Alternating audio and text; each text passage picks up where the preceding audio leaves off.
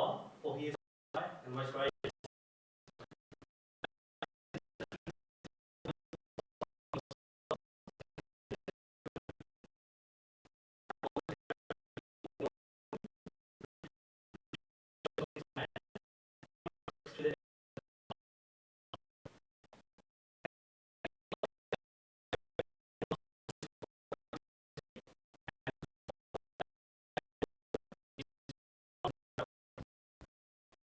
I'll just go through a brief rundown on the structure of today's program. One of us here, inshallah. And after that, I'll sort of introduce the topics that students an introduction, and after that we'll do a lecture, inshallah.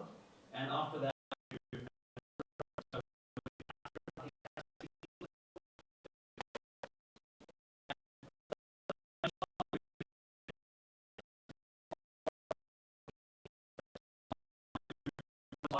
that coding, inshallah, and we'll just wrap up.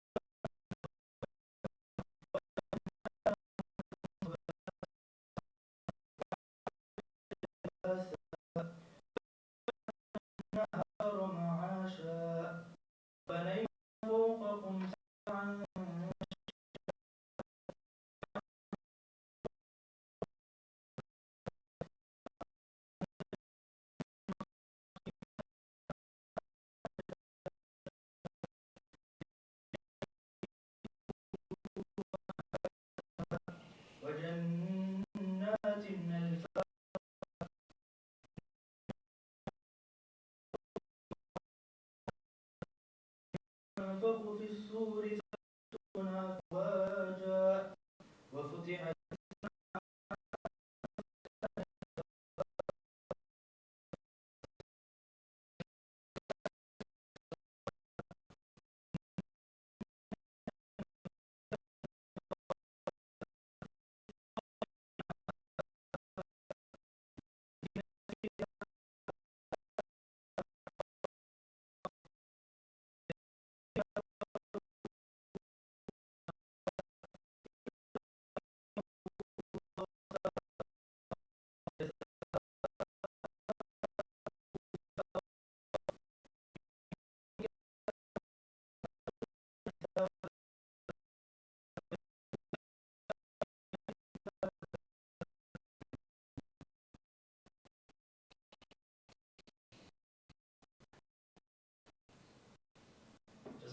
That was very profound. That was so beautiful, inshallah.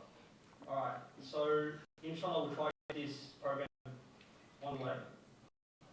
So, as you all know, the event should be on theology and the Islamic sort of quick introduction on Sheikh Wesam, who's presented his. So, for the people who don't know Sheikh Wesam Cherkawi,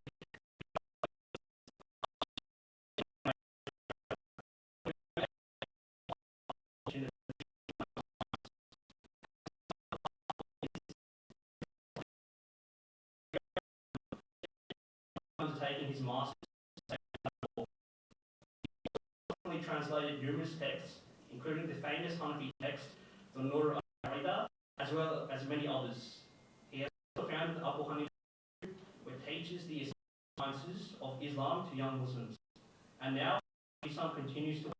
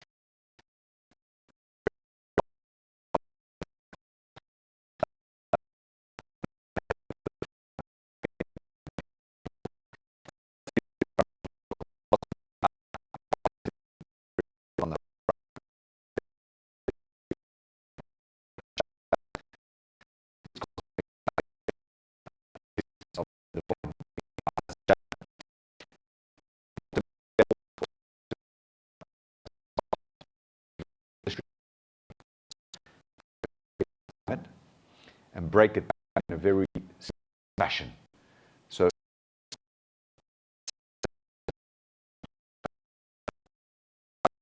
a sophisticated, all the sophisticated arguments that you could imagine in a very understandable and comprehensive manner. So that's that book, inshallah. I've just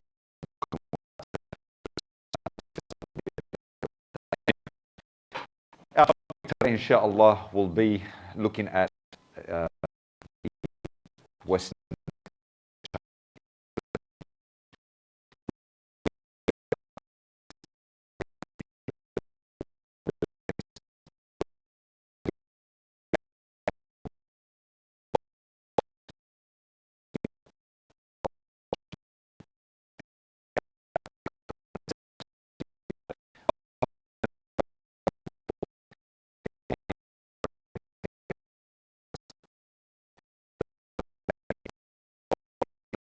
identity. What is the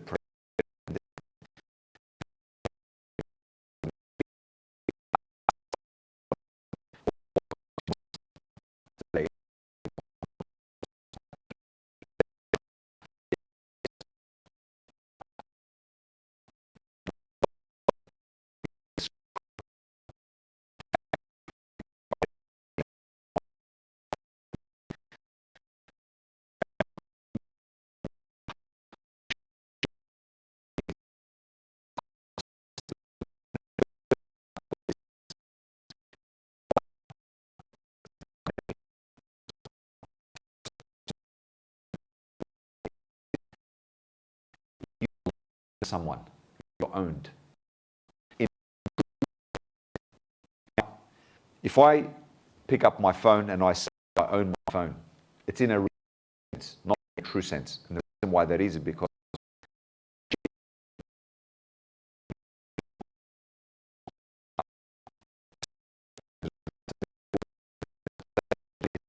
that they're passed on. There's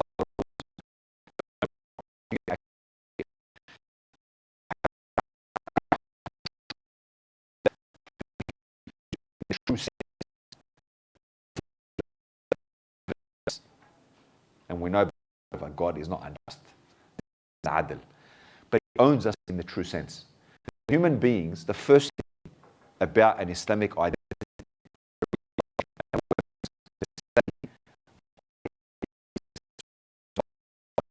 sense. Beings normally think like this.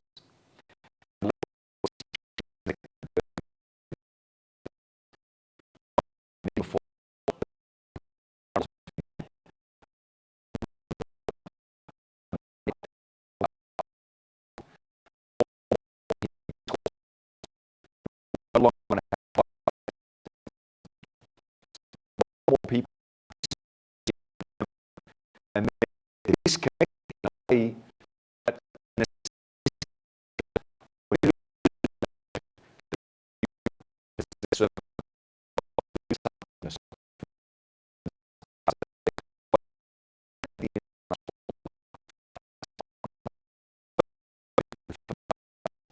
if you think there's a consequence when you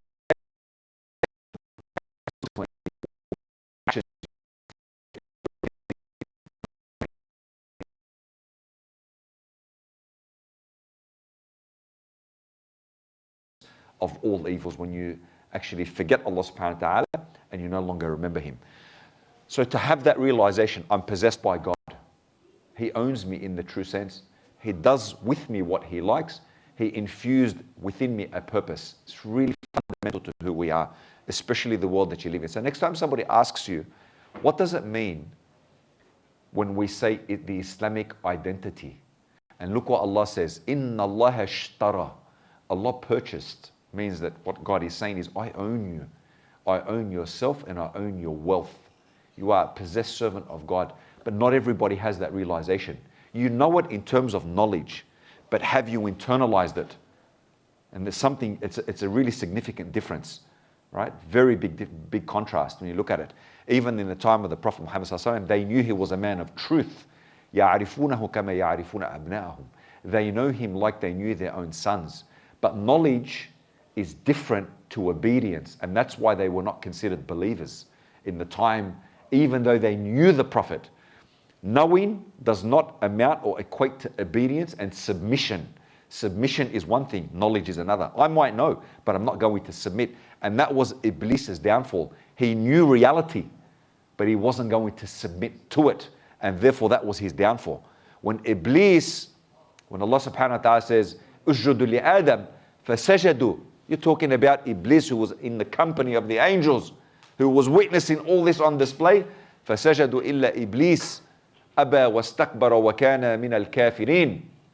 He refused, rejected, and he became from those who were outcast. Right? And so you know something, but do you have an awareness of it? Has the realization of it entered? Big, significant difference once that occurs. Have you realized that something in yourself? If you realize that in yourself, it's a really profound and significant difference, inshallah. Anyway, let's commence without further ado. We start, obviously, with the number one most important topic, morals and values. I'm not sure what we're going to see on screen. I presented this I constructed this a long time ago, but inshallah we'll go with it. Islam definitely was not a development or evolution. I say this to all university goers because it's so important that you understand this. Islam, in a sense, was not some type of development or evolution. You look at nowadays, people always use this word progressive, and let's progress and let's go forward, and we've come so far. But what you need to understand is that Islam is a revealed religion. And being a revealed religion, it's complete and it's perfect from its outset. So from the very beginning, Islam doesn't wait a generation or two or three or four to develop and to become therefore adequate for whatever challenges come. Islam is not like that. اليوم أكملت لكم دينكم. Today I have perfected. The deen was complete in the time of the Prophet Muhammad sallallahu alaihi wasallam. Classic. And this is 101 in our faith, in our foundation. So this time period, in terms of the Prophet Muhammad sallallahu alaihi wasallam, completed in the time of the Prophet Muhammad sallallahu alaihi wasallam, his history becomes the criterion for the future. What happened historically now becomes the lens for all age and for all time. Morality is set in the time of the Prophet Muhammad sallallahu alaihi wasallam. It never ever changes, not an iota. We don't say we've progressed 1,447, 48 years to say, therefore now we need new ijtihad on morality and morals. Absolutely not. This is a falsity. Religion was completed in the time of the Prophet Muhammad sallallahu alaihi wasallam.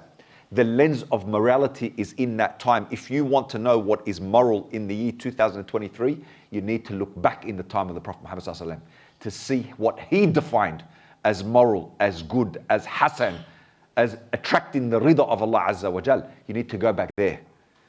So you never look at the current lens of the modern world that we live in to say or reflect upon morality or morals or what is good or not good or disobedience or obedience.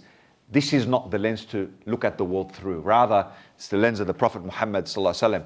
It is the time, always will be the case. So this notion that we constantly hear nowadays, we've come so far, things have changed, things have progressed. Yeah, but to what? To what? I often quote when we talk about morality. Morality, see, the thing about morality is I talk about this about God's existence.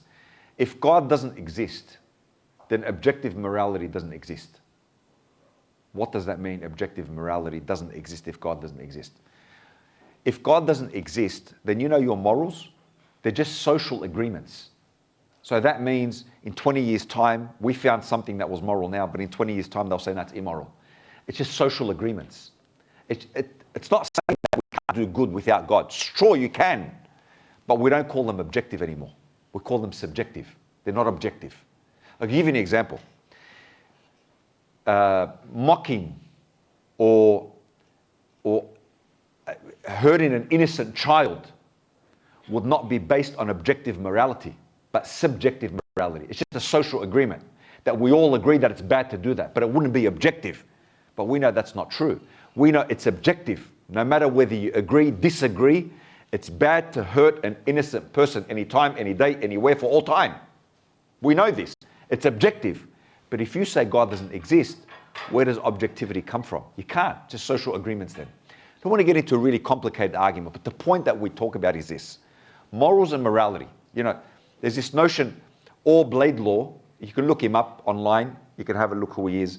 Orb Laidlaw was a Bondi Beach inspector. And Orb Laidlaw, in the 1970s, if my memory serves me well, he subjected a woman to the sheds because she was dressed inappropriately, because at the time, you couldn't dress that way. Now, that was the case, and that was how they viewed the world. That was just how it was. Now it's different. But if you have people judging eras, and you know, and there's no, if you say God doesn't exist, where do you get objective morality from? It keeps changing. What was considered immoral then is considered moral now. But then if Orb Laidlaw could open a window into the future, he would say, well, that's immoral what's coming, and what's the rules that exist now are moral. Where do you get morality from then? Because according to Orb Laidlaw, that's immoral. According to today, they would say, you're backwards, this is moral. Where do you get objective morality from? And that's where we go back to the time of the Prophet, and we say, absolutely, this is our foundation. This is foundational for us in every facet, whether it's in our dress code, whether it's in our talk, whether it's in our speech, whether it's in our just being a Muslim. We talk about morality, and why is this so important to university issues? Very relevant. Very relevant. One of the first things that they tell you at university, and I'll just tell you straight out, about 4 years ago, before the COVID lockdown, I entered when I was doing my Masters of Research, I was sitting in an auditorium like this, but it was much, much bigger. There was about 400 students in the auditorium. And 2 professors of science came up as part of the subject. I mean, they were the professors. And I was sitting, you know, first seat, second seat in the front. And I looked around, a lot of hijabis, a lot of Muslims, Western Sydney University, you know, right from the area. So, you know, everybody was there. And I'm sitting in that class. Not everybody's doing the same thing, but we have to do that subject as part of our Masters of Research. So 2 professors get up, and as they get up, and a room full of, I would say 75% Muslim background in the audience.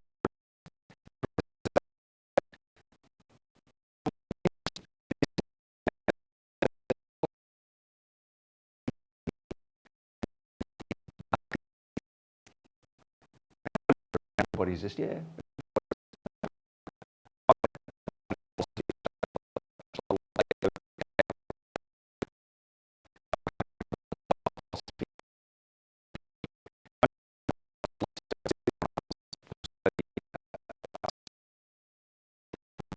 Independently, so nobody understood what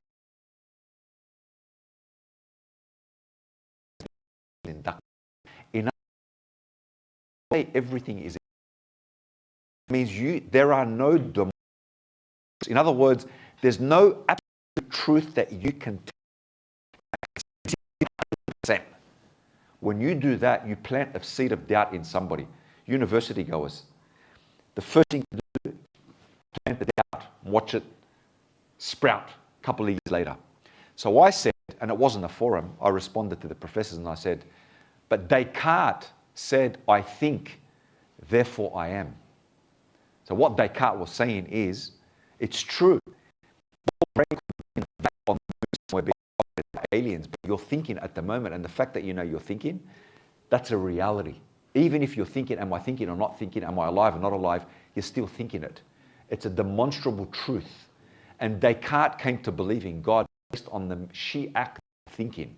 And Descartes said, I think, therefore I am. And then he said, philosophy. And then I said to him, but philosophy is a way of thinking that underpins science. He said, what do you mean?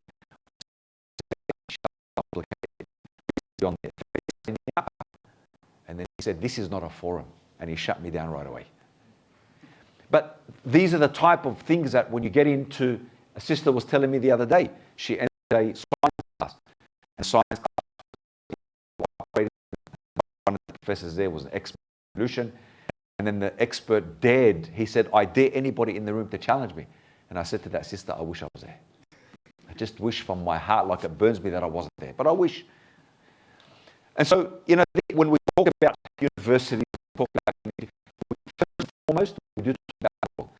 You look at a lot of organizations at the moment, God always used to be part of their constitution. It's never been removed from their constitutions anymore. So in terms of what defines morals and morality, we know, they're saying we no longer need God to tell us. We can figure that out for ourselves. When you disconnect that way, this is not our Islamic lens. The problem that is happening today, even amongst Muslims, in a huge way, Muslims are shifting the lens, the Islamic lens, and adopting a Western lens and trying to sort of fit Islam into that Western lens and look through it, but it doesn't fit. It doesn't fit. You know, someone will tell me, for example, you know, in the Quran, for example, how does Islam define, you know, when we talk about equality or when we talk about, you know, a man and a woman doing exactly the same thing. Islam doesn't look at it that way. You will never find that in the Quran. Islam doesn't look at the world like that.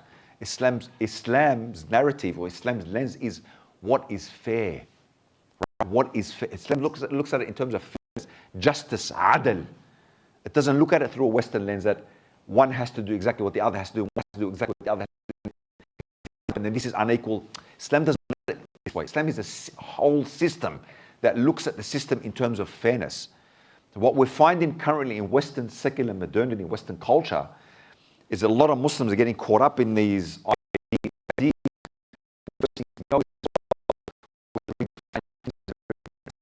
Let go of what it means to be this way or that way, or, you know, just traditional, not excessive, but just traditional, just the Muslim. So, you know, Islam transcends history. When we look at history, is not subject to a kind of self-searching. Islam never went through a type of self-searching or evolution or development. Christianity did experience that. Islam did not experience that. One of the reasons why Christianity did experience that is because in the time of Jesus, nobody wrote anything, and Jesus disappeared, and we know that he was raised up alive, and then for about 250 years, that's the minimum. Some say 80 years, but we have text that appears in Greek. Jesus never spoke Greek, right? Never spoke Greek, which means by the time that they wrote the text, it had spread into other areas and regions of the world, even into the Greeks, but they never had the original. And so Islam never went through that type of thing. It was complete in the time of the Prophet Muhammad, peace and blessings of God be upon him. Also, the reality of what Islam is about. So the values embodied in Islam are absolute. All our values, all our morals, all our morality, and so on and so forth.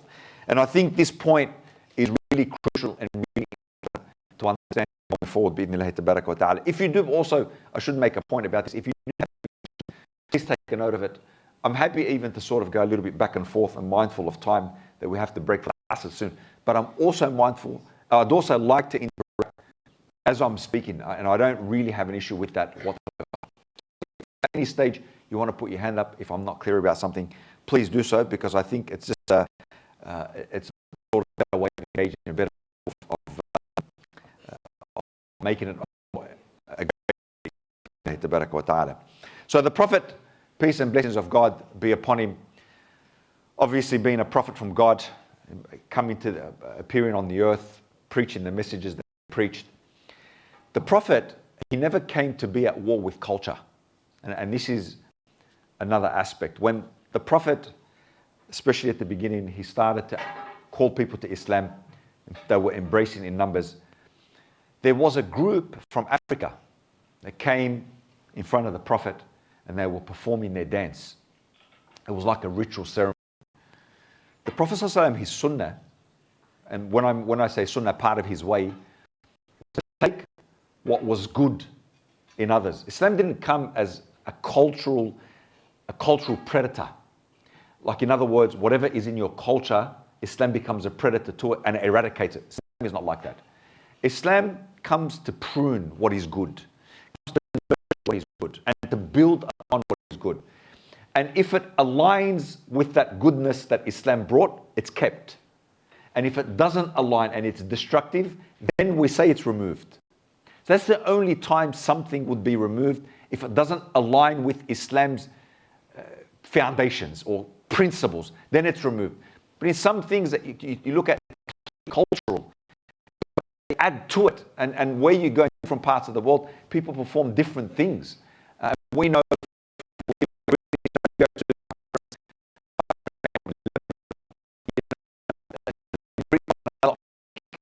right? There's nothing wrong with that. It's acceptable. You go in other parts of the world, you'd find people go to nose, right? They touch nose to nose. There are a lot of things about culture. People perform ceremonies. People perform particular rituals. That's okay. Islam didn't come to eradicate.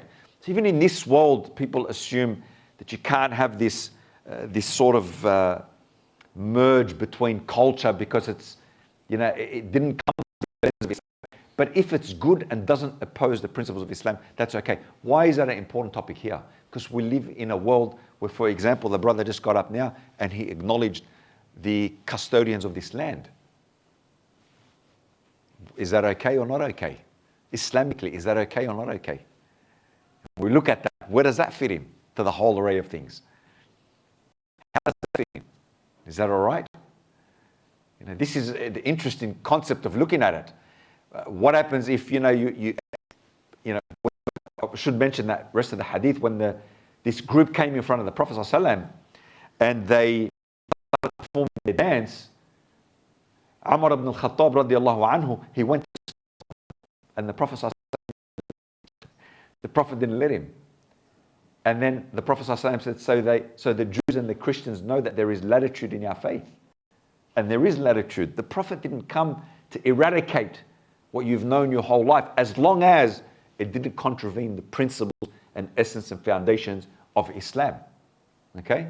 This is a key point, especially in today's world. So what do we have? Morals and values. Where do they come from? What are they about? Who sets them in stone? What era is responsible for determining morality from an Islamic lens? Really important. Really important. And if it doesn't come through God, if morals don't come through God, then objective morality is no more than social agreements. Social agreements. Humans can be good without God. They can be. But it doesn't make the good objective. It makes it subjective. So that means you can always shift the goalpost however you want. However you want. Today is not about going through what exists and about God's existence, which is a really significant point. I will mention a bit about it, inshallah, as we move forward, but it's not about that in essence. But again, I don't want to spend too much time on this. Even in terms of sometimes in terms of Western thinking, a lot of it is based on human emotion. I do what I want, when I want, how I feel. I do what I feel. You've got a lot of advertisements. It's all about that. Sin and vice is celebrated. The world that we look at today. Islam is an antidote. Islam, faith is an antidote. Absolutely. You look at in today's world, sin is celebrated. What did the Prophet say? Sallallahu Alaihi Wasallam. Everyone should know the famous hadith. If you don't know about it, the famous hadith is that a person, this is the takeaway of the hadith. I'll just give you the takeaway of the hadith, is that if you sin, don't reveal your sin. Don't expose your sin. It's very simple. It doesn't matter what you do. If you've committed any sin, don't expose your sin. You look at the culture nowadays that's being developed, and look at how people, they think about things. A person does something wrong, and that person wins accolades with his friends or her friends, depending on what they've done. Sin is celebrated. It's looked at in a certain way. Not only that, there's nothing wrong in exposing the sin that you do. Actually celebrate it. And the existence of evil is viewed as divine evil. So you look at today, the existence of evil. Why did, the other day I was talking about, why did God take away my grandmother? Why did God take away my auntie? Someone was telling me. People think atheism is an intellectual exercise. It's not. It's mostly emotional. Atheism is mostly based on emotion. It's not an intellectual exercise at all. At all. A lot is based on the emotion. God didn't answer my prayers. Psychological or emotional. And so this particular individual, he said, God can't do this because evil exists in the world. Well, what does evil have to do with God existing in the world? And this is where some people, they say God has to be external. I believe he exists, but he has to be external because there's profound wisdom in the existence of evil. Profound wisdom. And it teaches us something. And one thing that we should make the point is this: God never, ever seeks to break you. He seeks to break your complacency, but he doesn't seek to break who you are. Sometimes a person can become complacent. God will want to break your complacency because he knows what good there is on the other side. So he'll take you to the cliff, but not so that he can push you off the cliff. He'll take you to the cliff so you can learn how to fly. God will drive you, and he'll drive your emotions.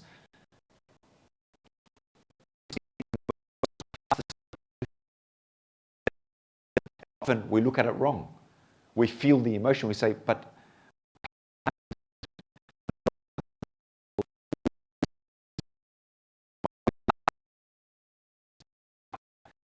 I exist because he did this to me. Why would God do this? I'm telling the audience, who is God first and foremost? And why would he allow? Then why would such a merciful or compassionate, affectionate creator allow this to happen? So in the case of I don't know if it was a friend who was telling you that they lost their auntie or whatever, in that case, are you saying it was God who brought about? Absolutely. Nothing happens in this cosmos, nothing happens in creation without the divine will in that and affecting that through his power. Now, very clear. This is why a lot of people get confused. There are two types of actions. The ones you can select and the ones that you can't select. Two types. Everything that you can select, for example, who I will marry, what I will eat, what I will wear, all these things you experience daily. I don't need to tell you about the experience of free will. You experience it on a daily basis.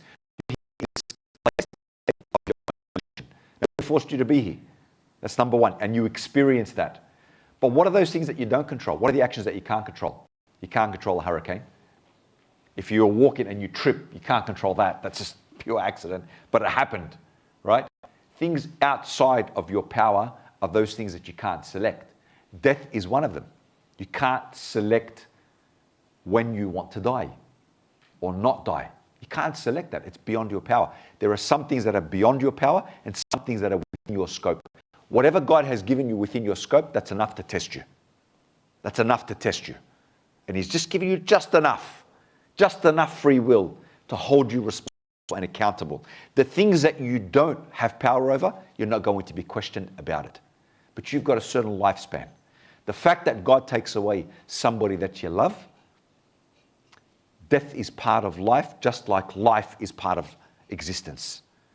Death is part of life. But nothing, and the Prophet Muhammad, peace and blessings of God be upon him, sallallahu alaihi wasallam, you look at what he went through. He lost his dad before he was born. He lost his mum at the age of 6. He lost his grandfather at the age of 8. He lost his uncle afterwards in adulthood. He lost two of his wives in his, he lost all his kids in his lifetime and 2 wives. All of his kids died, all of them except one, Fatima radiallahu anha, who died 6 months after. If you want to talk about a man who's lost all his children, except one who died and knew she was going to die 6 months after, who suffered so much. Yet, when his son died and he was burying his son, what did he say? وَلَا نَقُولُ, we will not say except what earns the pleasure of Allah, of God. He understood that. So nowadays people say evil. You know what they call this? Theodicy. In philosophy they call that theodicy. A lot of the times now they call the existence of evil. You've got to be aware of this. Evil exists, therefore God can't exist. These are all these different types of arguments, right? I can't talk about every ism today. I just simply cannot. We don't have the time. But what I really wanted to sort of focus on is, at the moment there's this huge shift. There's a paradigm shift happening. And you find that the preservation of Islamic identity is being watered down. And people are trying to take what it means to be a Muslim and put it, and take that lens and adopt a new lens and a new focus.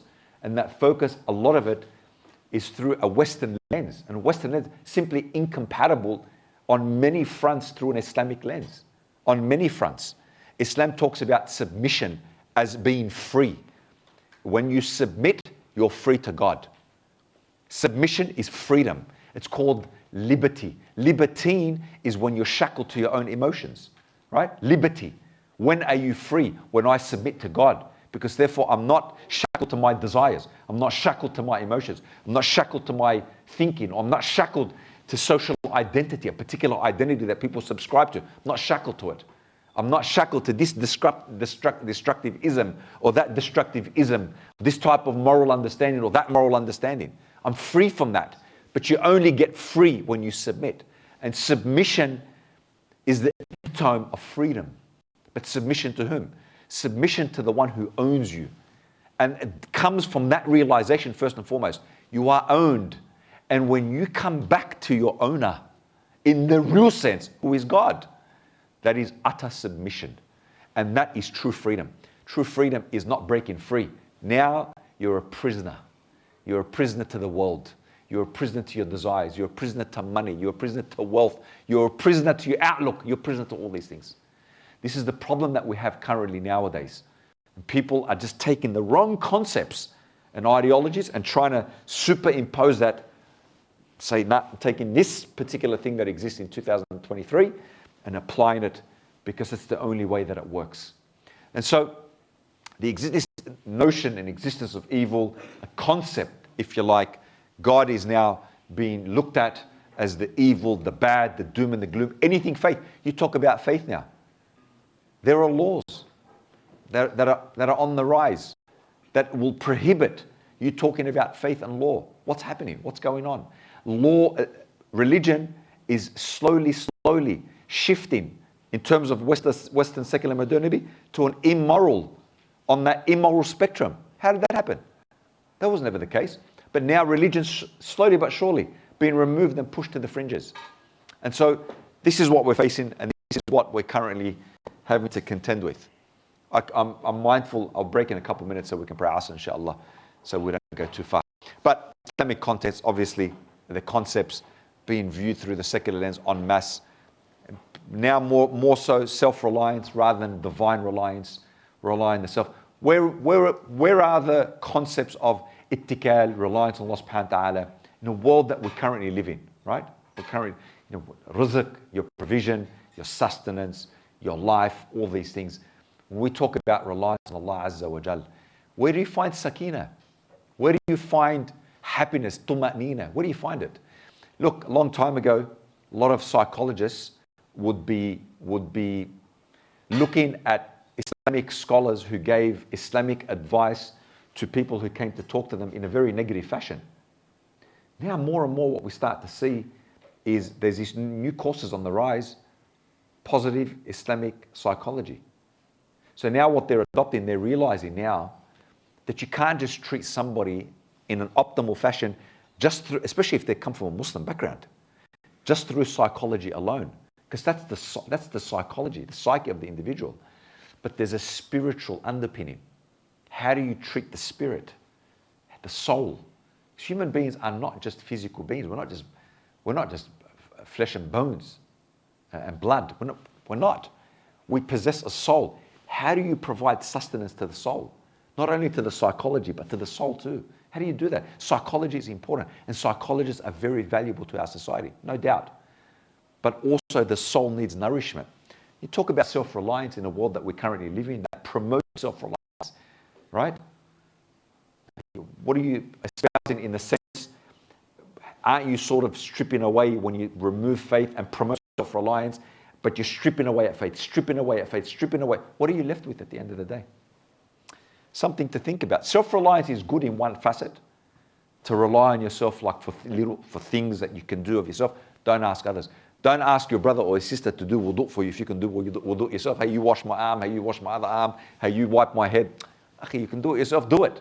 The Prophet ﷺ, you know, when they were talking about making wudu and they wanted to go fetch water, the Prophet ﷺ said, I can do that myself. If you can do something yourself, do it. Self-reliance in many facets, good. I'm not talking about that type. I'm talking more about the conceptual. You don't need anyone or anything, or you just rely on yourself. You don't need faith. You don't need God. That's the type I'm talking about. Okay. So, look, it is on the 1 minute to 4, and we don't want to go beyond that because it is the Hanafi Asr time. So let's have a little bit of a break. But I'll just surmise it by making this point, is that at the moment, what we're sitting on this plane, and we're watching everything unfold, all of it before us. And there's so many speakers, so many talkers, so many influencers, you know, so many social medias. Everybody's got a device, influence, so many inputs, so many feeds we can't keep up with. Nearly a person might, on average, see over 1,000 advertisements a day. So much is happening. It starts first and foremost by you preserving, coming back. Who are you? Do you know who you are? Man arifa nafsahu arifa Allah. If you know yourself, you come to know God. But a lot of people are lost. A lot of people don't know who they are. And I actually find that as a disturbing sort of thing to say sometimes. I'll tell you why. It's not surprising. But I'll tell you why it can be a little bit shocking to hear that. As a believer in Allah Azza wa Jal, how can you not know who you are? How can you not know who you are? Who are you? I am the possessed servant of God. I belong to someone. I belong to Him. He owns me. I'm going to go back to Him. Why do you think? Look at this. The first thing that we are to be reminded of at death is what? Inna lillah. When someone dies, what do we say? To God we belong. It's the first thing when someone dies. Why are we reminding each other? We know that. But why do we say that? It's a reminder for all of us. You belong to me. You came back to me. You're just going back to your owner. You're going back to the one who created you. But coming back to who are you? That fundamental question. Do you know that? Have you realized that in yourself? When you start there, mate, you've got a solid foundation. And you've got a solid, unshakable foundation that no era can shake. But you need to come back to that. Who am I? Know who you are. What is it about me that makes me special? As a believer, you're special. Absolutely the case, you're special. And you've got to come back again to all these concepts, putting them from an Islamic focus and from an Islamic-based lens. When you're there, then you become, subhanAllah, Allah subhanahu wa ta'ala says, وَإِذَا سَأَلَكَ عِبَادِي عَنِّي فَإِنِّي قَرِيبٌ.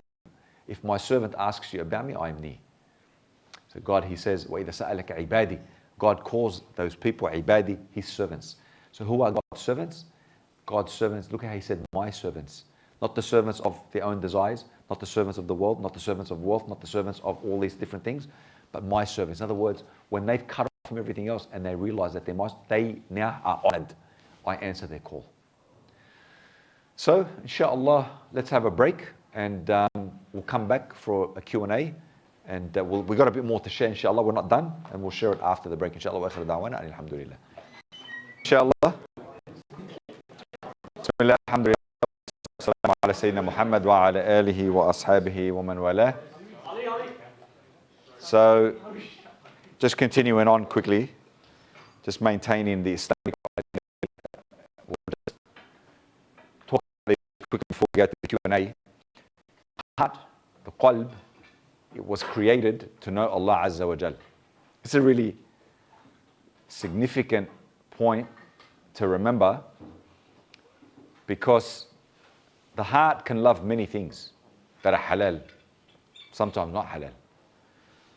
But you're allowed to love many things that are halal. I can love wealth, I can love halal forms of entertainment, as long as it doesn't waste my time and keep me away from Allah Azza wa Jal. I can love my wife, my kids, I can love studying, many things I can love. But primarily and fundamentally, the heart was created to know Him only. You look at that reality, therefore, if you deviate and you other than for what it was designed to do, what happens? Little wonder why people, then they do sin, perform sin, they say, I feel terrible, I feel bad, I feel like something. Why? Because you've opposed the actual design of your heart. It was created to know Him. So it was created to know Him, therefore you're utilizing it for something else. So when a person loves something either unlawful or utilizes their heart, let's say for example, imagine your heart like a circle, imagine this circle shape, right? Imam al-Ghazali rahimahullah, he said, when you forget and you don't remember Him, what happens is remembrance shifts from the core and goes to the outer peripheries. So in other words, the remembrance of God is no longer in the core, but rather it's shifted. It's shifted to the perimeters. It's not that it's not there, but it's shifted and it's no longer at your core. So what is at your core? And that's why you find that you feel this empty feeling, agitated feeling. Sometimes agitation is good because the heart was designed to know one thing. So maintain that connection, maintain that connectivity, objectives of what the Quran speak about. You need the spiritual engagements, you need that spirituality, but it's not only about performing salat. Salat is good, fantastic, it's your fard, but you got to go beyond that. Do you give service? Do you give back? What are you connected to? Are you service? Is Allah using you for good? Am I talking about Allah? Am I invigorating, refreshing my heart? What am I engaged in other than my 5 daily prayers? If you establish the reality of your 5 daily prayers, because then don't forget, even the daily prayer, they have hidden dimensions to them. Salat is not just a physical thing, it has hidden dimensions. And sometimes tapping into those dimensions, those spiritual dimensions, is not only impactful and vital to our journey that we're on, but part of what assists that journey is when we give back. Give back. Give back. Life, and I always say this, don't just live a life. Anyone can live a life, but live the life God designed for you to live, or to have, ideally. Because He gave you a life to live with purpose. Don't live without purpose. A person fulfill their desires, by the time they're 50, old age worked them out. But it took them old age. And some people, they learn in one of 3 ways. Either they fall flat on their face and they realize, yep, I was wrong, shouldn't have done that. Number 2, they go through old age. 20 years, 30 years, 40 years, and they finally get to old age and thought, you know what, I made a big mistake and I wish I never did that. Old age is all the time. Sometimes people learn when they hear the advice right away. That's the best way. I hear the advice, someone's gone through it, don't do that, and you know what, I'm going to adhere. People can learn that way too. That's the ideal. And don't forget the hadith.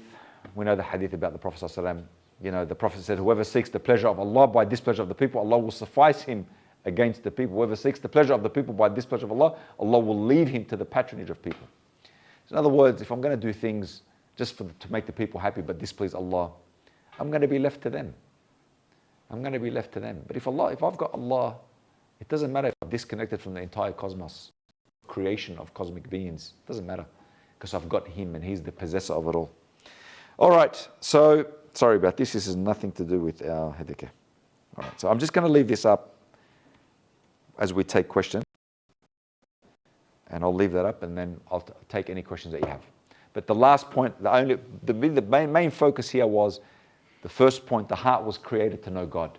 If you utilize the heart for other than its function, then you will find that you will feel all its effects.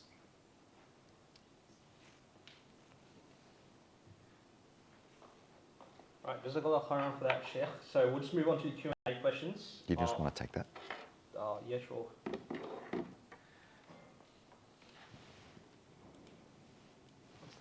Hello?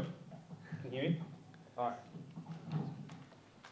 So the first question is, do you think Muslims focus too much on the pervasive West and not enough on themselves and their connection to Allah, individually and communally? So do you think Muslims focus too much on the pervasive West and not enough on themselves and the connection to Allah, individually and communally? I do think, in short, I think there's not enough focus on who we are as an ummah. I think there's a lot of things that we've shifted our focus from. Yes, I do believe. It's not more that people, I think, are looking more specifically on the West. I think people are just overtaken by what's happening in modern world. And everybody's caught up. That's a really profound problem that we're all facing. So how do we preserve our identity and who we are in a world that's so fast that, you know, some people are going to be thrown out of the carriage because it's like we're trying to take this fast turn. We can't take it at pace, and so people are going to be left by the wayside. So it's more, there are too many distractions. But there are also people focused on, of course, things that are happening in the world, but we need to come back to who we are. And that's where we need to return back to preserving that Islamic identity. Whether or not we focus on the West or not, I think I wouldn't structure it like that. What I would say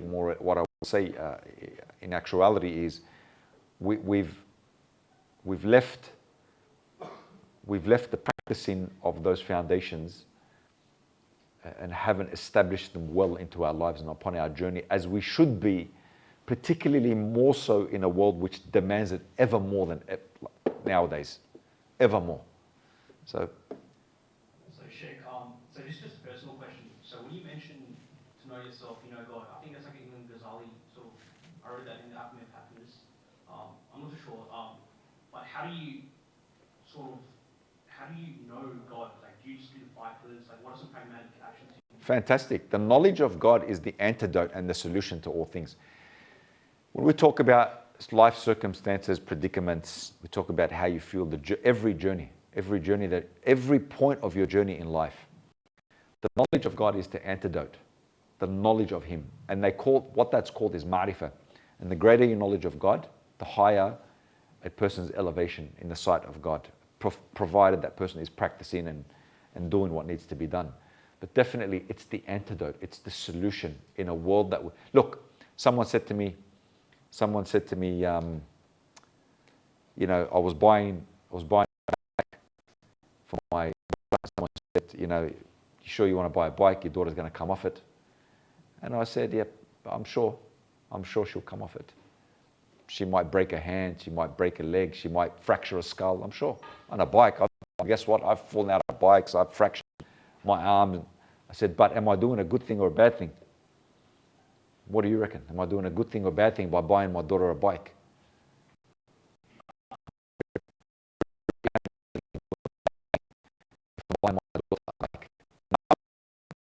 Well, who reckons I'm doing a bad thing?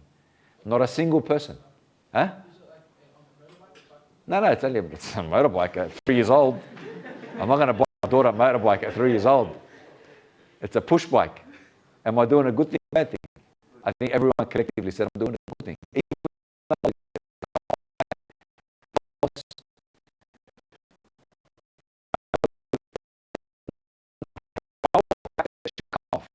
But it's not a good thing because the pleasure that comes with it completely outweighs any harm that you might face. And so what I was talking about in terms of God, why did God create me, put me on this earth if He knows that bad things are going to happen? Right? He knows. But the good and the virtue and the morals and the ibadah and all of that, look at this. When Allah went to create human beings, what did the malaika say? أَتَجْعَلُ فِيهَا مَنْ يُفْسِدُ فِيهَا وَيَسْفِكُ الدِّمَاءَ وَنَحْنُ نُسَبِّحُ بِحَمْدِكَ وَنُقَدِّسُ لَكَ. Ya Allah. And they weren't rebelling against Allah. They were just asking a question to understand. It's an innocent question. Ya Allah, you're going to create people on earth who will shed blood? Create fitna and shed blood? Allah says, I know what you don't know. Look at what happened when Ibrahim alayhi salam was in the fire. A real fire, which people could not come next to. And what happened was, Angel Jibreel was sent to Ibrahim. And he was there in the fire with him.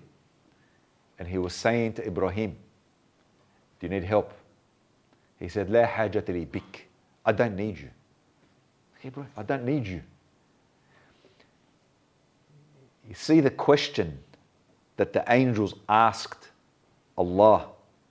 You're creating people who are going to spread vice and kill each other. Look at where the answer came from. God says, I know what you don't know. The response was on display for Jibreel to see in Ibrahim when he was in the fire. He didn't even need Jibreel. He said, La hajata li bik. I don't need you. He said, Idhan ud'uh. He said, then ask him. He said, Ilmuhu bihali yughnini an su'ali.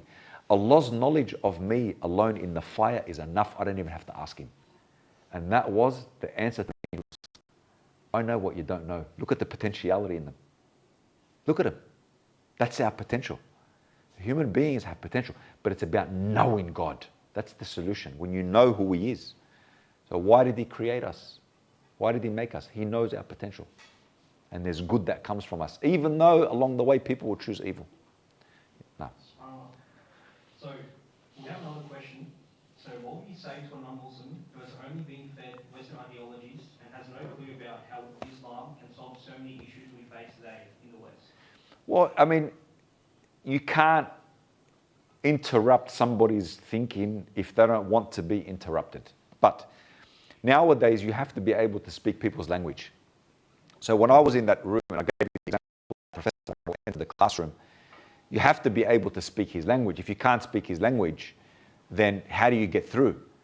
And so I've spoken to physicists. I speak about David Bohm's wave theory, and we speak about, particles, and we speak about double slit theory. There's a lot of things that you have to learn the language of to be able to talk people's language to make them understand.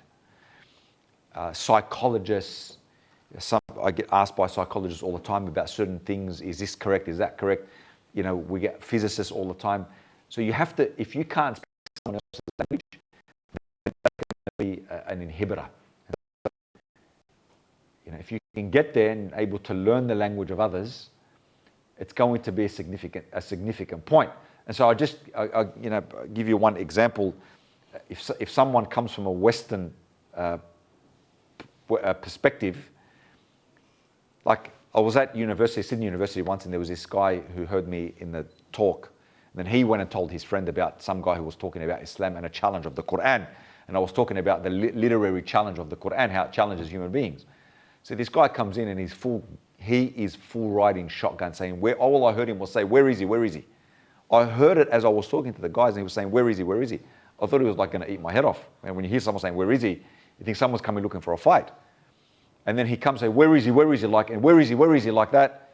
And then he comes and I say, okay, he says, I'm a philosopher. He goes, what are you saying? This is the first thing he said. I said, are you at university? You're a student here? He goes, yeah. I said, you're not a philosopher. You're a student of philosophy. I'm a philosopher. So straight away, the reason why I did that is because in those type of situations, right, don't try and muscle up. Muslim needs to have conviction on what he stands on, what she stands on. I've heard sometimes people in settings where Muslims, someone else from the opposition, make a point, and they get up and they say, what, that person actually, what are you saying? You have conviction and a foundation that is uncorruptible, that is divinely revealed.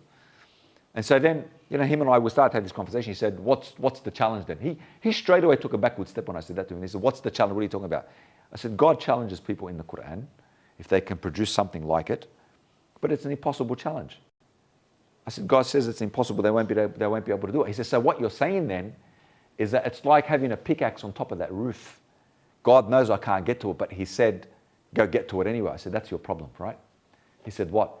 I said, that's a physical impediment. God didn't give you a physical impediment. He gave you an intellectual. And he didn't say anything. That's the reality. He didn't give you a physical impediment. He gave you an intellectual one. And that's the challenge. So if you can't speak people's language, how does Islam solve the world's problems? How does zakat solve famine, if it's done ideally? How does it solve the world's problems? Why was the Prophet ﷺ ranked number one by somebody who was not Muslim and when they studied his life, they ranked him as number one, as the most influential human being that ever existed. Why? What impact did Islam make? What does it serve? How does it serve humanity? How does it serve human beings? These are the questions. How do you speak someone else's language? In a secular way, if they don't want to speak in a religious way. I'll talk your language if I have to. So the next question is, so why is being shackled to God a good thing? How do I convey this to non-believers? Well, see, it's not only, I think it's important why being shackled to God is a good thing. How do I convey this to non-Muslims? I think, don't be worried about that. Don't let that worry you if no one else understands it. As long as you get it. Do you get it? Do you get it? If you get it, why is it a big worry if non-Muslims aren't going to get it? Let me worry about that first and foremost. If I've got it, at some point, look, I've reached at points where I've debated with people and we reach an impasse and we say, look, lakum dinukum waliya din. You be to your religion, I'll be to my religion. Khalas. I can't convince you, you can't convince me. And we leave it at that. But do I go home and still worry? If I can't talk to you about these things, as long as I know it. Let's not try and create things in our minds that are beyond what we need. I can't convince you. So what? But do I know it? Yes, that's all I need to know. All I need to know is being shackled to God. And it's not, look, and I suppose that's sort of the wrong wording. It's coming back to my master, coming back to my owner. How am I shackled to somebody who owns me? He owns me in the true sense. Let's say it right? I'm going back to my owner. What's wrong with that? He created me. Did you come out of nothing? Ex nihilo fit, from nothing, nothing comes. So either something produced you, right, or you believe you came out of nothing, which is worse than a hat trick, right? If you believe that to be the case. So it doesn't matter if people don't accept, as long as I know it. And then you give the da'wah, but you don't worry about whether people accept or not. Hidayah is in God's hands, not yours. You just give the message. People accept, that's on them. If they don't. Yeah, so this one's more on a personal note rather than ideological. So any advice with keeping the peace with less practicing family members whilst trying to stick to what Allah asks of us? With family members really important. It's really key that we exercise a great degree of wisdom. As long as the family aren't encroaching upon you practicing, giving da'wah to family can sometimes be the hardest thing. And so the best form of da'wah is action. The best form of da'wah is service. The best form of da'wah is an example, especially to parents and elders. So that's the best type of da'wah. That's the best type of preaching. A parent finds it very hard to accept from a father or from a son or a daughter. But when you serve them and you practice deen in the home and they see that, that has a profound effect on them. So that's the best form of da'wah that you can give. Don't be black and white and go say haram and halal and be halal police to your mum and dad. Don't do that. Don't do that. You can advise. If you see, like, you find yourself saying something, look, I can't do it, it's not right. Sure, you can say that, look, it's not right. I don't feel like it goes against what you can. Of course, you can have that within yourself. But if you come too hard to preach to your parents, family members, like the wrong way, find the door. There's always a door. Find it. Find it, right? Find that door, a wise door, door of wisdom, and enter through that door. So there's another question. So how do I get rid of that tiny nagging thought at the back of my head that says Western thinking is right, even though I know Islam is right?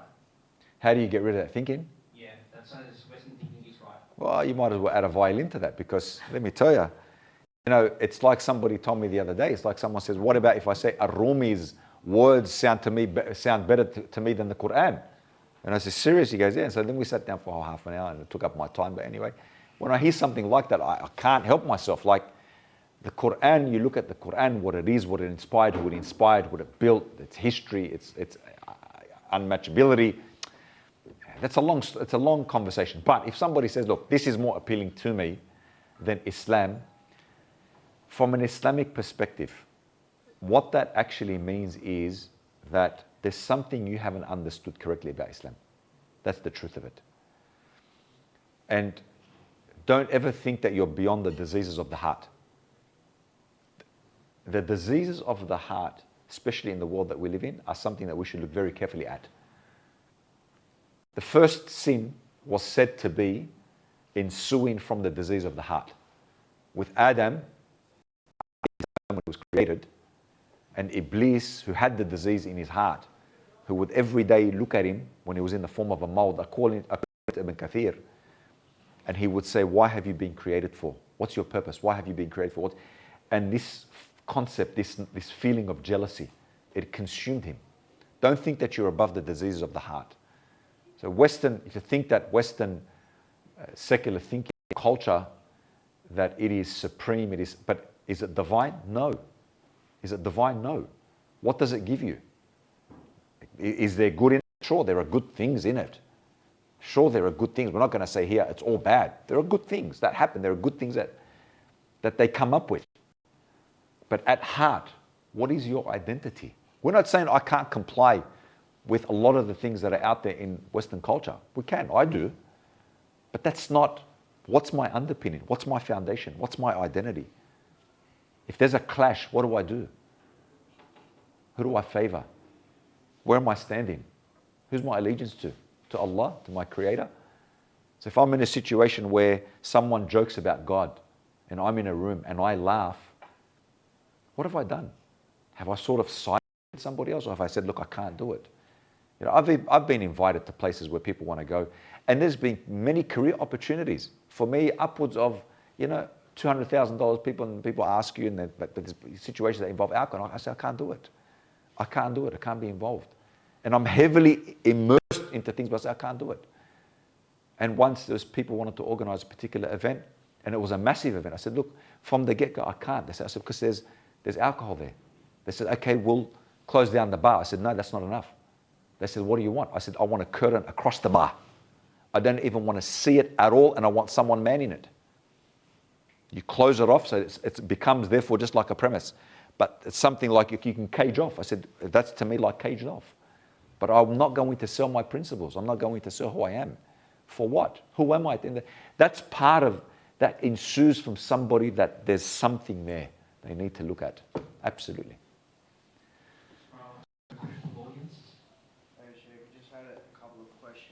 By the way, I should just tell you, identity, because someone says you talk about Western culture, at the moment, social identity and sociology, that's my PhD at the moment. I should just make that point. And when I talk about identity, Fadal. So we just had a couple of questions. The first one was about exposing our sins. Sorry about that. The first one was about exposing our sins. So I understand that we shouldn't expose our sins, but if it's a circumstance where we have sinned and we want to learn from it and we want advice from someone, then is it acceptable for us to tell this person that we've sinned? Sure, you can tell somebody you've sinned if there's a beneficial outcome at the end of it. So let's say people tell me all the time, they come and they say, is it okay to tell you? And I make them think about it. It depends if the outcome that they're seeking, it's necessary for them to tell me. And if it's necessary for them to tell me, then I give them the green light to do so. But they're doing so in confidence. What we're talking about here, we're talking about publicly exposing your sin. And nowadays people sin, and the first thing it goes down to is Facebook. Or whatever, Instagram, or you name it, the new TikToks, and it's all on social media, before midnight, for example. So people are posting everything about their life. We have the wrong concepts. Like I run parenting courses, and I often tell parents, because parents say, at what point do we introduce social media to our children? I said, why do you make it like it's some type of doctrine that you have to teach them social media? Why don't you teach them a concept associated with social media? They said, what do you mean? I said, why don't you tell them you don't need social media as part of your personal life, but you can use social media for da'wah avenues. So rather than say you have to have social media because that's your identity, so now look at all of you. We're all competing to have a virtual identity. And many are confused. Where's my identity? If you shut down social media tomorrow, how many people would be confused? How many people would be going frequenting the counselor and psychologists and whatnot? Oh my God, my life's ended. If they shut down the internet tomorrow, what would happen? People's identity has become intertwined in the virtual and in the real, and there's this like marrying of these two things. So why do we teach our kids that? Why don't we teach our kids, look, use it, but use it for good. And don't ever post about yourself because you're inflating the ego. Don't talk about what you ate. Don't talk about the last time you went to the toilet or what your feces looks like. Don't talk about that stuff, right? The world doesn't need to know that. Don't talk about this stuff. You know what you do? Don't talk about yourself because you're inflating your ego. Talk about things that are beneficial, that humans can benefit from. That's reality. That makes sense. The other question I was going to ask is, before we were saying the moral criterion was fully completed during the time of the Prophet, peace be upon him. But before that, when the moral code was not completed, in that sense, like people did not have a completed moral code in front of them, then how would they be judged fairly? And following on from that, how about people who didn't receive the moral code at all? Now, there's a difference between the moral code and the religious teachings. So moral code, morality and good and bad and so on and so forth, they're like laws, right? But the fundamental beliefs. Let's go back to just quickly, and I don't want to make this too long, the Prophet Ibrahim alayhi salam. There were remnants of Prophet Ibrahim's teachings still within the Prophet sallallahu alaihi wasallam. But then what crept in is idol worship and so on and so forth. And there's a lot of, so by that time, what was pure had now become diluted. And so, but there was still a lot of moral ethics that were practiced. So he came down from the mountain and he just experienced an encounter with Jibreel. What did Khadijah do? You're a good man. You do good things. God would never allow this to happen to you because he was afraid it was a demon. What did she appeal to? The moral code. So there were still people who were complying with good. But the people who never received the message of Islam, they're safe. وَمَا كُنَّا مُعَذِّبِينَ حَتَّى نَبْعَثَ رَسُولًا. Allah subhanahu wa ta'ala says, we will not punish them until we give them the message. So people who never received the message, they are saved and they will not be punished by Allah Azza wa Jalla. So the Prophet's parents are safe. But they did receive the message. They didn't receive the message. The Prophet alayhi salam, he was 6 when his mum died, and he was still in the womb when his father died. No, as in they still had enough information. No, there was no prophet between Isa and the Prophet Muhammad sallallahu alaihi wasallam. 600-year gap. Who comes to verify the truth? There's nobody. There's no one. So that's why in that space, in that time, there's no one who can substantiate. Abu Hanifa, on the other hand, he holds a really strict view.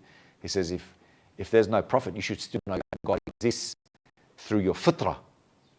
Through your fitrah. But then I found an extension of his view to say, even though it's required for you to know God through your fitrah, there won't be a punishment if you did not. In one of the other texts that he mentions. You had a question up the back.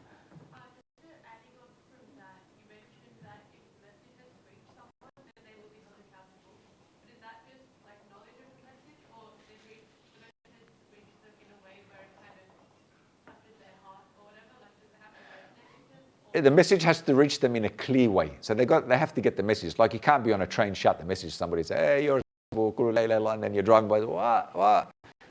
You got to be, it's got to reach them in a clear fashion, right? So you got to sit down, you talk to them about it, they've never heard it before. If you do that, you propagate it in a very clear way and they understand that, then they're accountable. Yes? Two questions.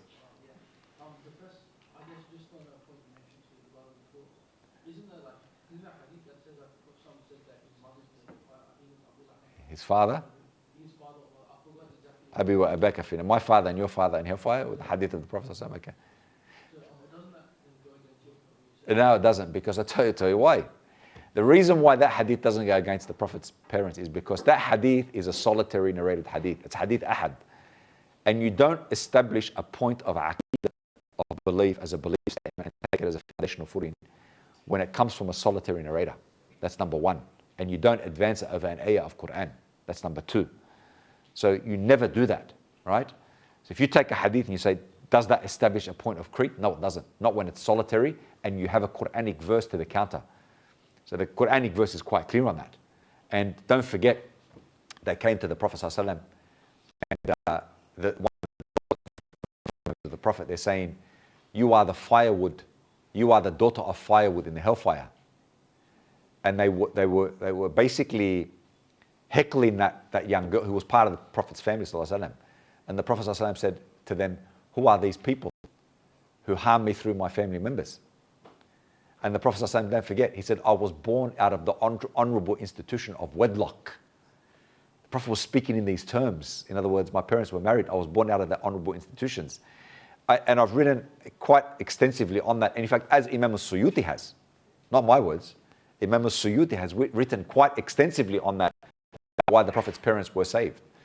So the scholars accept that hadith that you've quoted is something that is looked at in context. Hadith is a science.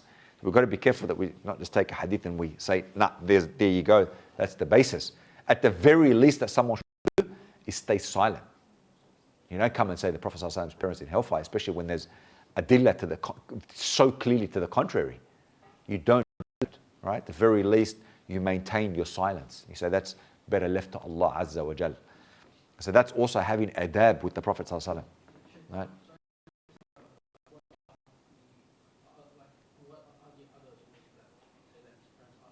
Many verses of Quran. Allah subhanahu wa ta'ala sees you with those who prostrate. So the verses in the Quran, the one that I quoted to you recently, وَمَا كُنَّا مُعَذِّبِينَ حَتَّى نَبْعَثَ رَسُولًا, the hadith of the Prophet ﷺ, so many hadith where the Prophet ﷺ says, I was born through the honorable institution of wedlock. Allah talks about those who pray in his history. He said, أَنَا خَيْرٌ مِنْ خِيَارٍ مِنْ خِيَارٍ, I've come from the best of the best of the best. He wouldn't say I've come from the best if they were all mushrikeen going to hellfire. So, you look at all these different ahadith that the scholars have looked at and compiled, the evidence is conclusive to say these are the realities. And these are the views of the likes of quoted like Imam al-Suyuti. Had a question up here? Yeah, just extending on that, after Jesus, after he got the message, and I guess through the Bible or whatever was written down, isn't everyone after that also accountable because that same message was promoting? It depends on the situation. But after Jesus, at what point do people start not receiving the message in a clear way and not being able to substantiate what was clear and what was not clear? At what point? Because I heard that during the time of the Prophet, there was still some Christians. Of course there were. Of course. They believed in one God and they believed that Jesus wasn't crucified. And of course that was definitely the case. But then as you move forward through the generations, that was subsequently lost. How can we stay more consistent with our five-day? Excellent. Good question. How can we stay more consistent with our 5 daily prayers? The way that you do it, it's holistic, right? If you eat a particular food that's good, but everything else is bad, so high carbs, high fat, high sugar, a lot of sugar, you don't exercise, you don't sleep properly, but you ate one thing that's good, is that going to fix everything for you? No, at all. You're still going to clog your arteries, right? You're still leaving yourself susceptible to stroke and heart attack. One thing in and of itself is not enough. So yes, you pray, but you could pray and then do the wrong thing. You could pray and then speak the wrong thing. You could pray and then be neglectful of God. You could pray and then be forgetful of God. It's holistic. What is taqwa and where is taqwa? People think they get taqwa from the moment they say Allahu Akbar. How do you get taqwa? Taqwa starts well before the prayer. It's a state of heart, as Qurtubi calls it. It's a state of heart. So prayer, how do I become more consistent? I tell you how, good friends. Good friends that are, in fact, try and pick friends that are better than you or like you, like-minded or better. What do you mean better? If you're not good, then don't pick those friends who are just like you. No. You want friends that are going to say, hey man, come on, let's go give a reminder to so-and-so, let's go visit this person in the hospital, let's come to the masjid, right? You want those type of friends. So you want good friends, good environment. Don't go too much try and limit yourself in terms of your gadgets, whatever you can, but starts with good environment, good friends, and a routine. You try get that, just those few steps. And try every day after Fajr, a wird, something, Ayatul Kursi, last page of Surah Al-Baqarah, every day. You need consistency. Consistency is key. Start with those few things. I don't want to give you too much. If I give you too much, you get buried under it. But where does it start? It starts by this. Honestly, the first step is to cut. What are the things in your life at the moment that are taking you to those places where you keep making a mistake? Somebody rang me on the phone the other day and said to me, look, I made the same mistake I called you about last time. I said, so obviously you haven't cut off the same routine that you've been doing, and that's what led you to it. It's time to cut that off, and it's the only thing. So you cut and then connect. Cut and then connect. That's what you do. Yes? I know you mentioned in the previous question that, for example, the message has to reach someone and it has to reach them in a clear way. But just like how you can have a lecturer who knows this topic very well, and he explains it in a clear way, but the student might not understand it, can we also say that another condition is that the person has to understand and believe in that message? Because when we, in the Quran, when we say kafirin, someone who disbelieves and denies, if that means that he understands it as the truth, but then he denies it. Of course, all these things factor in understanding whether or not you understood something, and Allah subhanahu wa ta'ala knows that best, right? But if you understand, like sometimes I teach people concepts about Allah Azza wa Jal, they understand the words that I'm saying, but they can't visualize it because it's too hard for them. That's different. But if you understand something, that means you've taken the message. And if you didn't, Allah knows best your circumstances. Allah knows best. Okay, I'll just go into the question. Question number back, yeah? Yeah. Just the last question, when you mentioned our friends should be those who are better than us in deed and character and whatnot, how do you then balance that with having friends who are perhaps wanting to be better but are not maybe as practicing and whatnot? Like, should your closest friends be those who are Excellent. So if a person has friends, and often it's the stratagem that shaitan utilizes actually sometimes, that you've got friends who are not good doers, right? So they perform sin and they're lax about sin and anything goes, right? And often they tell you, look, come talk to us about deen. Sometimes they use you because they just want your social presence. You just got to be careful that they don't suck you in as well, and they're not just taking advantage of you, because it's going to have an impact on you. So you've got to be the one who's sort of showing the ropes and leading the way. It's like when I'm an SSO at Granville Boys, and part of my teaching the kids, if they want to come and they want to talk about something, and they just, they want to relax because they've had a stressful day. Sometimes I get 10 people in my office. I used to, particularly back then, and they'd all come and sit. I said, look, I'm fine for you to do that, but A, you can't be on your phones, that's number one. Number two, you don't get to talk about what you want to talk. I'm not going to be the one doing the talking. And my rules apply. Do you get the setup? Do you get the environment? Do you get all of that amongst your friends like that? Because if they dictate the talk, if they dictate the location, if they dictate the situation, then you're just going to fall in. But we have to help and be there for others, absolutely. Absolutely. Just one question. Actually, we'll do your questions if you're not pressed for time. So one of the questions is, what advice would you give to a revert who tries balancing the Western ideologies and adopting the Islamic concepts into their daily life within society plus family? Yeah, that's the question. So just read it one more time. So what advice would you give to a revert who tries balancing the Western ideologies and adopting the Islamic concepts into their daily life within society and family? So somebody who's a new Muslim, obviously knowing God and knowing faith. And once you learn, they become the foundations forever. Islam is about, bringing those foundations into your world so that you rely on them basically for the rest of your life. It becomes your new lens. And it's about seeing the world through this newly embraced lens. That's what it's about. So whether you're a newly embraced Muslim or whether you are a newly practicing Muslim, because there's some Muslims, their whole lives they were never practicing. They turn 19 or 20 and then something happens and they start practicing. So it's like they've never practiced before. So whether you're a newly practicing, a new Muslim, it's about shifting to the spectrum where ultimately that becomes your complete and utter lens. Now, don't get me wrong. There are things within Western culture that are good. There are things within that we use and but as long as they are not, as long as they're not our principles that dictate our world and who we are.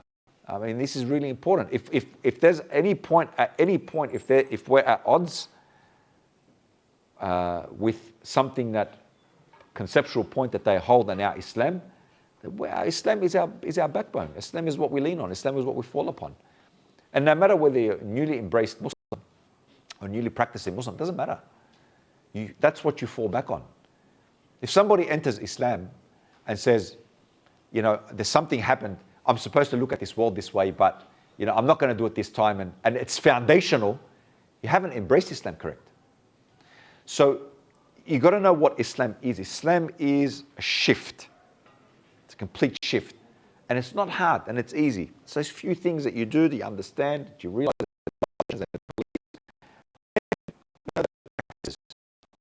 The practice is going to be difficult at first for new Muslims? Absolutely. Are they going to need assistance? Absolutely. Are we neglecting, or do we have limited avenues for new Muslims? Definitely. And we need to do better in that regard. Absolutely. So this sort of like this falls into the marriage category. So sorry. No problem. I'm a marriage counselor. Actually? Yeah. Okay. So can I marry a less practicing woman who espouses Western values in her own? So obviously it's okay. So a young man's asking the question. Look, the Prophet Muhammad sallallahu alaihi wasallam, he said on both accounts, and I'm going to talk about the male and the female. So for the male, the Prophet sallallahu alaihi wasallam said, إذا جاءكم من ترضون دينه وخلقه فزوجوه إلا تفعلوا تكن فتنة في الأرض وفساد عريض. The Prophet sallallahu alaihi wasallam said, if a male comes along and seeks marriage and has deen and character, then marry them. Otherwise, you will find that if you don't adopt that as a system, تكن فتنة في الأرض, you find a lot of fitna on earth. A lot of fitna. Because if you're not now choosing people for religion and virtue and good character, then what are you choosing them for? That's where you're going to find ruin. In terms of a woman, the Prophet ﷺ said, تنكح المرأة لأربعة. A woman can be married for 4 things. In other words, when a man looks at a woman, often certain things can dictate that decision. One of those can be wealth. She can be wealthy. She can be royalty. She comes from a royal lineage, right? Or she could be overtly so beautiful. So beautiful. You just marry for her beauty. Or you could marry her for her deen, for her religion. Now she could have all 4. No problem. Right? However, if let's say all 4 aren't there, or let's say that there are there, or some there, or mostly are there, or whatever the case may be, Prophet ﷺ mentioned, he goes, فَظْفَرْ بِذَاتِ الدِّينِ تَرِبَتْ يَدَيْكَ. In other words, what you're looking for, what you should look for is religion. Right? And so religion in terms of the male, religion in terms of the female, you have hayat al-tuma'nina. You have a beautiful, blessed, lovely life. Doesn't mean there's no hiccups. You're going to have hiccups. As a marriage counselor, I see many cases, and often I can tell you what maybe we should have a workshop on this and tell you what the issues are. And let me tell you, the biggest problem that I found is the inability of people to want to change. So someone will come to the table and someone will say, you know, marry me as I am. This is who I am. Take me as I am. You knew this about me when you married me. But I say that's a wrong notion. It's a wrong way of thinking. People say, why? I say, because the Prophet ﷺ said, إِنَّمَا بُعِثْتُ لِأُتَمِّمَ مَكَارِمُ الْأَخْلَاقِ. I came to change your character. So don't resign your character. Don't say, this is who I am. Say, I can do better. Don't say, this is who I am and that's it. I'm stuck. I've resigned my character and I'll never change. Don't do that. It's a defeatist mentality. So back to the question of, can a person marry somebody who has, if he's looking for the wrong thing, he's possibly looking for the wrong thing. He should be looking for somebody who's got deen. Sometimes we see sure, people have potentiality, but if someone says, you know, I get calls all the time, can you help me with my child? And I say, look, they invite me to their house. I said, does your child know I'm coming? Does your daughter or son know I'm coming?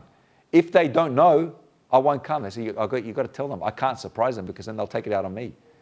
It has to be this mutual understanding. People don't want to change. You can't change them. So is there a willing want? Did someone say, teach me? And I'm willing. If that's the case, yes, no problem. Someone's not willing and somebody is living their life. Are you looking for that right thing? What are you looking for? So men, women, you should be looking for faith in others or the potentiality of faith. There's no angel. There's no Mr. Righteous and Miss Righteous that is perfect. That doesn't exist. But somebody who's got, you know what, I've got the mentality, I love Deen, I love Allah, I love His Prophet, and I would want that to be my way of life. I might not be doing everything perfectly, but ideally, this is where I'm at. Ideally, or I envisage this for me in the future. I've got that mentality. Sort of where you should be. There's no Mr. or Miss Perfect. It doesn't exist. Yes? I think the last question, isn't it? Yeah, just one more after that. Yeah. So you mentioned like I think before I am concept or something. Yes. Can you please explain that? Like I couldn't. Okay, I think before I am, I'm going to ask you a question right now, and I promise you, if you can stop this, if I had $1 million, I'd give it to you. But anyway, I want you for 3 seconds to stop thinking. Ready, set, go.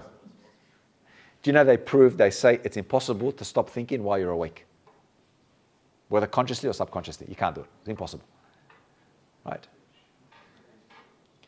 And even when you're asleep, there's brain activity. You know. So the thing about it is, what he was saying was, I think. So you know at the very least you exist. Thinking means you exist. See, I can't prove your body is physically here. How do I prove it? Your brain is being operated by aliens. You think that you're here. But one truth that I know is what? You're thinking. So I know you exist. You know you exist. I know I exist. That's what Descartes was saying. I think, therefore I know at the very least I exist. At the very least, it's a demonstrable truth. You can't take that away from me. Take everything away from me, but you can't take away the fact that I know I'm thinking. And if I'm thinking, I know I actually exist. That's a demonstrable truth. And that's why when I said that to the professors, he was dumbfounded. What do you mean? Because it's a demonstrable truth. It's deductive, not inductive. Deductive. It's a truth. Also, you said that in response to them saying that it's Everything's inductive. I said, no, there's deduction too. But wouldn't math automatically just destroy their argument? Not necessarily, because even there are assumptions there as well. There are assumptions there as well. Oh, that's why you say demonstrable. Okay, perfect. I reckon final question. Or you can just get the book and read the book. Yes, inshallah.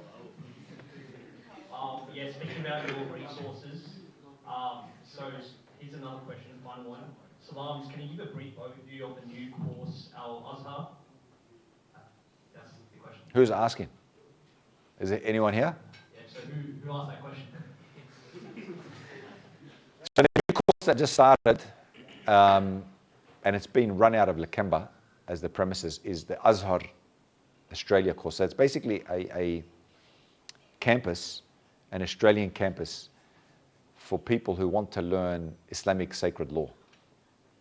So if anybody wants to get officialdom, or a stamp seal that you've studied Islamic sacred law, then you can do it without having to travel overseas. It's 12 hours a week. It's very intense. It's about 6 hours on a Saturday, 6 hours on a Sunday.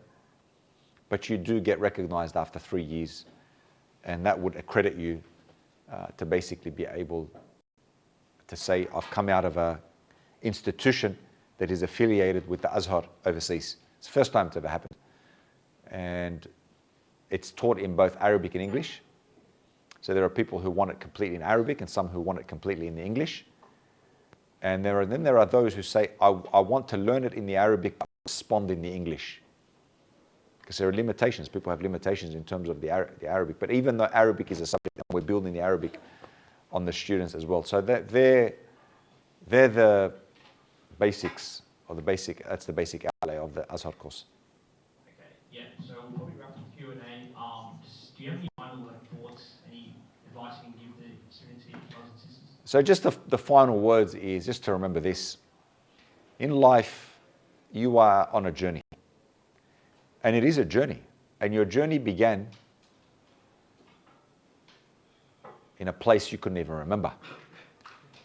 But that journey saw you come into this world carried in the loins of the Prophet Adam alayhi salam.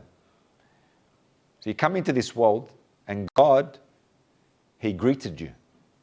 It's real, it's not fake. There's a hadith that Allah subhanahu wa ta'ala say that we mentioned in the hadith that Allah extracted all of the souls from the loins of Adam. So we, all of us, every single one of us came out and we were like little ants. So in other words, the souls like took a physical body. And we came out and Allah subhanahu wa ta'ala said, He asked us a question. Alastu bi rabbikum? Am I not your Lord? Qalu bala. So we said yes. That's part of the journey. We're all on a spiritual journey. And it started from the creation of the father of all human beings, Adam alayhi salam. And as we came into this world, because Adam, when he was on earth, he was looking at the entire creation before him. We all came out and he was looking at the entire creation. Anyone that would ever possess, it would ever come into this world. And God asked us that question. It's in the Quran, the ayah. And that fitrah, it's like an imprint on our soul. So we're on a journey. And in this world, that journey, Allah makes Himself known to you in many ways. Have you ever thought about something and then it just happened? I was just thinking about that and it just happened. You know why? Because Allah is Al-Qareeb, the near. And sometimes, and part of Allah's name being Al-Qareeb, the one who is near, you don't even have to say it. He knows what you want and He gives it to you even without asking, because He is the near one. So you're on a journey, and this journey is a relationship with God. You are where He wants you to be. Today you've heard these messages because He wants you to be to hear these messages. And so that journey with God, it doesn't end. You know when you go to Jannah? When you go to Jannah, Jannah is part of the journey. Jannah is forever. Jannah, the reason why it's a place, that journey, that relationship never stops. And Jannah is an expression of God's affection on you, but the journey never stops. Let me just tell you something. If you give a child a new toy, my kids, if I ever bought them a new toy, after about 5 days, 6 days, 7 days, they get like they're not as excited over it because it was a novelty at first, and then all of a sudden that child gets over it. Like if you ever bought a new iPhone, you ever bought a new device as an adult, right? You bought something new, a car. If you bought yourself a new car, after a year, like the novelty of it, the newness of it wears off. But with Allah, He's not like a novelty that you can figure out or have figured out. You know, a toy you bought from it eventually. It weighs on you. It's like, I'm bored of it. I want something new and fresh. With Allah, that's never the case. Ever. Every day that you know Him is something new. And in Jannah, imagine forever in Jannah where you learn something new or experience something new every day about Allah. And that never ends. Because you will never have Him figured out. And if you think that you've worked Him out, think again. Think again. Wallah, you have to trust Him. You have to trust His wisdom. Things happen that you can't control. Trust Him. He wants you to see something. Your emotions, He'll put them through the ringer. He'll squeeze them. He'll squeeze them like you squeeze a wet towel and the water drips from it. And you'll think my emotions are bursting. I can't, they're too much. But He wants you to see something. And you don't have it yet. You can't see it yet. But you need to trust Him. If you trust Him, just to say, Ya Allah, I can't see it now and it's killing me and it's hurting me, and ashku, I outpour myself to you. And you just completely and utterly trust Allah Azza wa Jal. Wallah, when you see that wisdom, the light that will come on your soul after you've seen the wisdom of what you've seen based on allowing your emotions to go through that, and you trusted Him, the illumination of the soul is priceless. Priceless. But you got to remember, you're on a journey and you're going to go, one day is you're going to feel on top of the world. Next day, you feel, what have I done? One day you feel your iman is here, next day you feel your iman is, what happened? Did I say something? Did I do something? Allah subhanahu wa ta'ala, there are times where you're sometimes you think I'm secure where I am. And Allah, He'll break you to break your complacency, but not to break your soul or spirit. He just wants to break your comfort. And He wants you to feel comfortable in Him. On that journey, you're going to realize a lot of things. And life is going to teach you a lot of things. A lot of heartache, a lot of challenges, sadness. Things are going to shape you. A lot of things are going to shape you. But I'll tell you this will be my last piece of advice. If you want to see Allah Azza wa Jal and you want to experience Him, you have to figure out what's in you. What's in me? What am I tied to? What are my internal ills that I need to work on? Figure out what's there. When you do that and you start to break away from the heart's diseases, you start to grow and Allah starts to give in return, subhanAllah. You start to receive and receive and receive. That's where it begins. Nobody ever received just like that without sacrifice. Our whole deen is based on sacrifice. And this will be my last point. When the Prophet ﷺ went to Ta'if, his wife Khadija had passed and his uncle Abu Talib had just passed. The Prophet went to Ta'if, sallallahu alayhi wasallam. He was a 50-year-old human being, messenger of Allah Azza wa Jal, who walked on foot with one other companion, 50 miles away from Mecca. He got there, and you know what they did to him? They ridiculed him, they mocked him, they assaulted him until he bled, and his na'al, his thongs stuck to it. The blood became sticky that it stuck. He was heckled by the simpletons and the youngsters and chased out of Ta'if. And you reflect on it and you say, couldn't Allah have warned him? He's Rasulullah. Couldn't Allah subhanahu wa ta'ala have said, Ya Rasulullah, don't go there because this is what they're going to do to you? Wouldn't that have made sense? If I'm looking at this through a secular lens and I want to bring this up against Muslims, I say, why didn't your God warn the Prophet Muhammad sallallahu alaihi wasallam? The Prophet lands in the garden of the sons of Rabi'ah, and he lands in the garden there. And then the Prophet goes to eat from some grapes. There's a garden, there's someone nearby who's looking after the stuff. His name is Addas. The Prophet says, Bismillah. And Addas says, where did you get those names from? He said, how do you know what they are? He said, I'm from this place and the Prophet is from there. And anyway, the Prophet ﷺ, he tells him that he's a prophet. He identifies with him. And then he starts to kiss the Prophet when he realizes the connection. And that's a symbol of Al-Jabbar. Allah's name is Al-Jabbar. One of the names is Al-Jabbar, is the mender, the one who mends the hearts. So Jibreel comes to the Prophet and he says, and he brings the angel of the mountain. He said, give the instruction, Ya Rasulullah, that mountain will collapse with that mountain and they will be destroyed. And the Prophet ﷺ says, no, because from amongst them, there will come good. Do you know who one of the greatest peoples who adhered to the tenets of Islam, who they were? They came from Ta'if. After, when they started entering Islam in droves, they came from Ta'if. What is Islam built on? Sacrifice. Your journey, don't think that you live in your comforts and you just get when you don't give. You need to give. Islam is built on sacrifice. You got to give, not because Allah needs it.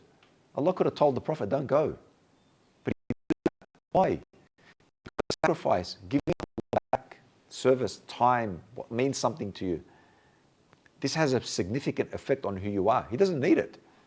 So you're on a journey. And remember, on your journey, Allah subhanahu wa ta'ala doesn't want from you. He wants something from you, but not because He needs it. Not because He needs it, but because He wants you to reciprocate. He wants you to, when we talk about reciprocate, so reciprocate, Allah subhanahu wa ta'ala He created you out of his affection. He didn't need to create you.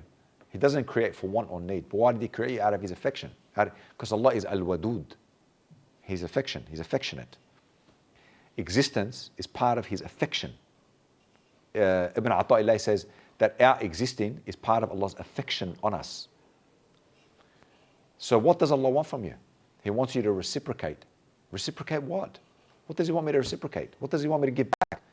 He wants you to overcome your desires, look beyond them, and he wants you to voluntarily choose to love him back.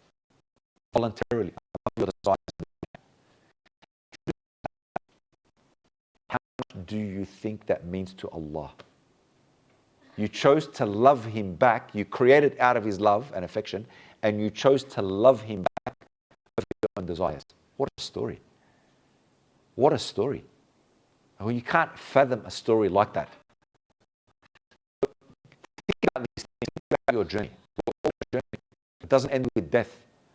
Death is only a return to the maker and creator, to the Lord, to the affectionate one. So don't waste your journey. Don't waste it. Don't waste it in laughter, in joking, in mucking around, in the frivolous things of life, in the mundane things. So we can have entertainment, but be careful. Live a fruitful life. Live a meaningful life. A meaningful life. Many young faces. I teach at schools. I see all the young faces, and I know sometimes you see, you make dua that they come to see the realities, and as you get older, maturity will come. But you're on a journey. So remember that, inshallah. And may Allah subhanahu wa ta'ala be with us on our journey.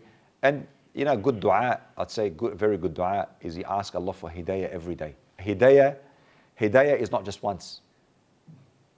People assume hidayah is just once. Hidayah is not once. Hidayah is constant guidance along the journey. Ya Allah, guide me, guide me. And Allah gives you constant hidayah along your trajectory in life. May Allah subhanahu wa ta'ala accept. Wa akhir da'wana anil hamdulillahi rabbil alameen. Subhana rabbika rabbil izzati amma yasifun. Wa salamun ala al-mursaleen. Walhamdulillahi rabbil alameen. Jazakum Allah kulli khair.